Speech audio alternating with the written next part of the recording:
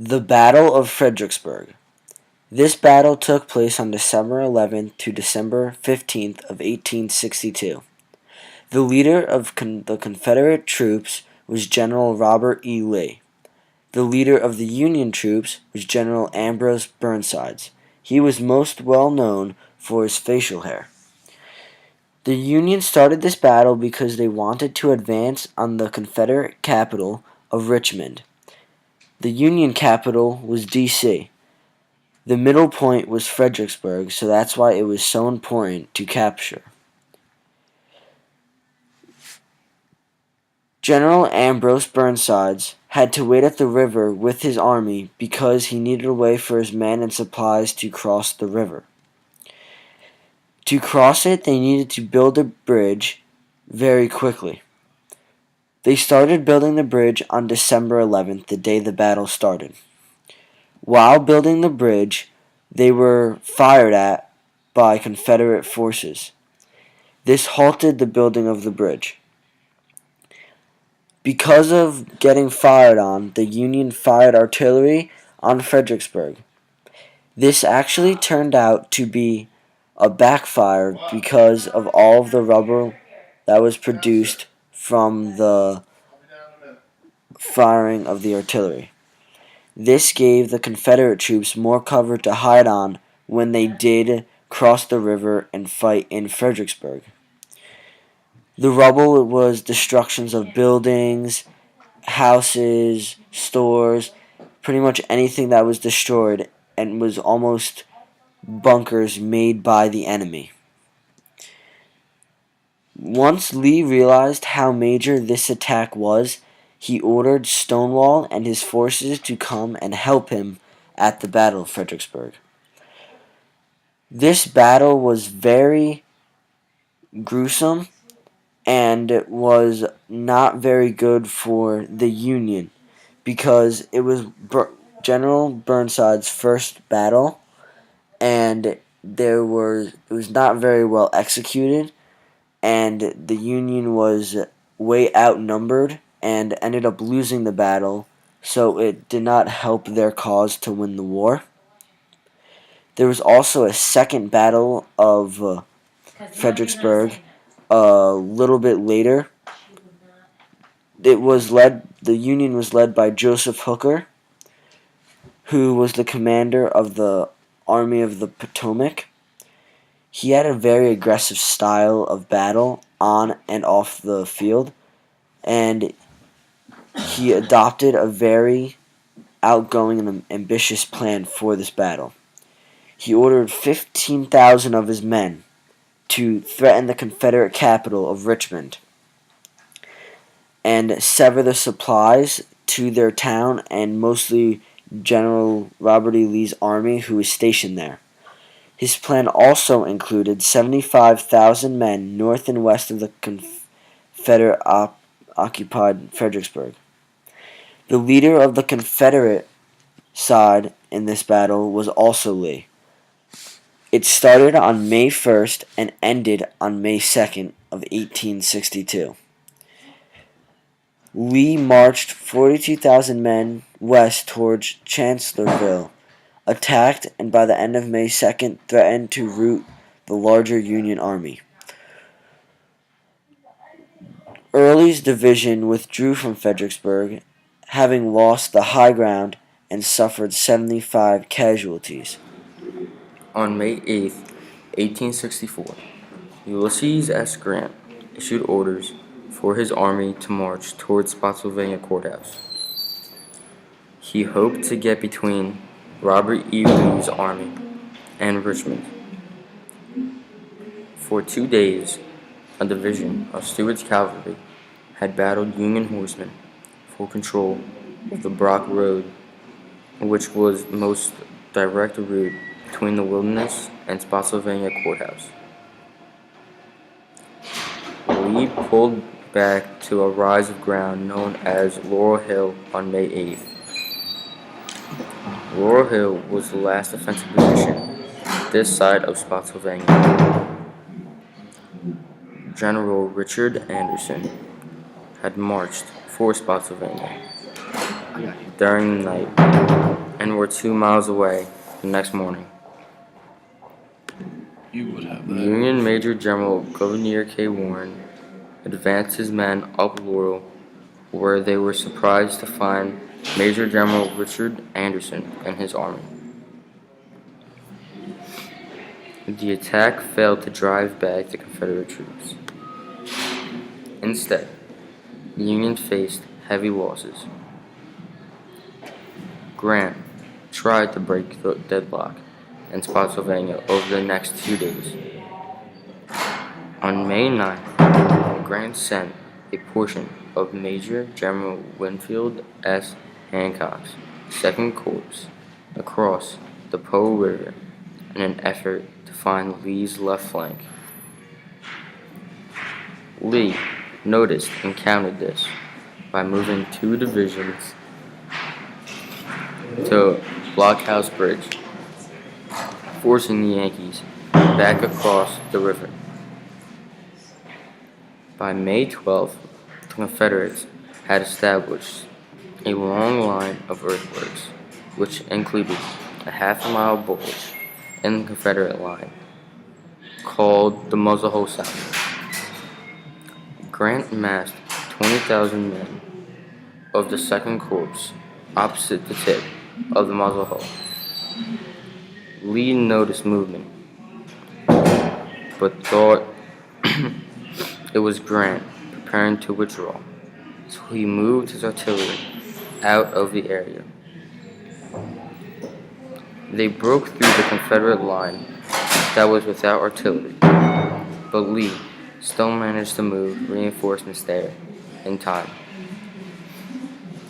This battle lasted for 22 hours and claimed roughly 17,000 lives.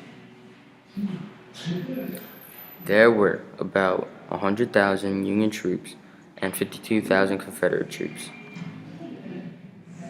The stubborn stand by Confederate troops at the Bloody Angle gave Lee the time he needed to construct a new line of earthworks across the base of the Muzzle Hole Salient. After preparing for a second attack on the new line, Grant slid his army to the left. When Union troops finally moved toward this position early on May 18th, they were met by the massed artillery fire and easily repulsed. Grant called off the attack and resumed shifting his troops to the left. The campaign of maneuver would continue. On March 1864, Grant took control of the Union Army and set up a strategy to destroy Lee's army. This strategy was to also consult with the Western Army under Joseph E. Johnston's ruling. Grant sent William T. Sherman into Georgia to look for Johnston and to have his own command on George Meade's Army of Potomac. Then they would perform a concentrated attack on Lee. Major General Franz Sigel was sent to go south to cut off Lee's much-needed supplies. Grant had 4 corps, 118,000 troops, and 12,000 horses. Lee had 3 corps, 16,000 soldiers, and 8,000 horses. Grant moved southeast to warn Washington, D.C. about the advancement of the Confederate and to force Lee out of his winter quarters south of the Rapidan River. Lee would choose the Wilderness, where the Army Potomac's numbers and artillery were less effective. Grant established a temporary headquarters across the Rapidan River. After Grant got intelligence of the Confederates' movements, he planned to put pressure on the right flank to keep them distracted and away from the rail lines. Grant hoped to avoid a major battle until he was in open country. General John B. Gordon's Georgia troops arrived to reinforce the Confederate right, and Ewell counterattacked. Federal advanced on the Confederate right and attacked Hill's 3rd Corps. Lee sent Hill to hold the junction at Orange Plank Brock Roads, and if Hill could accomplish this objective, he would cut Potomac's army into half. Meade was fearful that Lee would succeed and sent a division, which was commanded by General Richard Gutty, to guard the intersection until Major General Winfield Scott Hancock would go to his post at Todd's Tavern. On the second day of fighting, Grant's objective was to expose an opening between the lines of the 2nd and 3rd Corps. Early in the morning, Warren made a counterattack against Ewell. Hancock moved on Hill's weakened side, but then Longstreet came to support Hill, which then pushed the Federals back, and with that they exposed an opening in the left flank. But at the end, neither side came out with a victory, and casualties were high, with Lee having lost 10,000 to Grant's 18,000 troops. In the Battle of Wilderness, each army lost 70% of its strength in this battle, and it took place on May 1864. The Battle of Chickamauga. The leader of the Union Army was Major General William S. Rosecrans. He led the Federal Army of Cumberland. The leader of the Confederate Army was General Braxton Bragg. He led the Confederate Army of Tennessee. Both sides first faced each other on September 18th, but surprisingly, the battle did not start until the next morning. A major part in this battle was the mistake of a Union officer. He told Rosecrans that there was a gap in the line and it needed to be filled. Rosecrans reacted by telling one of his officers, Wood, to move his troops to fill what he thought was a gap. The Union officer was actually wrong because there was no gap in the line. So Wood moved his troops knowing it would make one larger gap. You may ask why he would do such a foolish thing, but it was because he was already in hot water for not listening to his superior a couple battles before. Once he moved his troops, the Confederates were easily able to break through the Union line and make their move and attack the Union. Because of this mistake, it led to the Confederates winning the war the next day on September 20th. Even though this battle was only 2 days long, it was one of the bloodier battles of the war. Approximately 58,000 Union troops were at the battle, and they suffered 16,179 casualties. That is an exact number counted. For the Confederates, they had around 68,000 troops and approximately 18,500 casualties. So they had more troops but more casualties. A little background on Chickamauga is they are an Indian tribe that opposed neutrality, so they did not like the United States at all and were always going to war with our country. During this battle, they were no longer around, so they weren't involved with the battle, but where they fought was named after them. They supported the Pan-Indian movement, which is pretty much what they believe in, opposing neutrality and against the United States. And they became extinct around the time of the Battle of Fallen Timbers, which happened years and years before this. And they were a very big tribe, and they had a lot of followers, but all good things come to an end for them.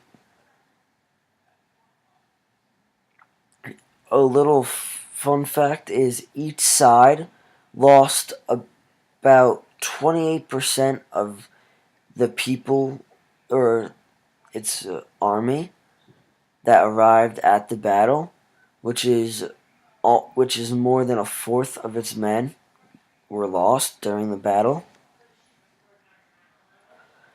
And this battle was a very important battle because of how quickly and easily the Confederates won.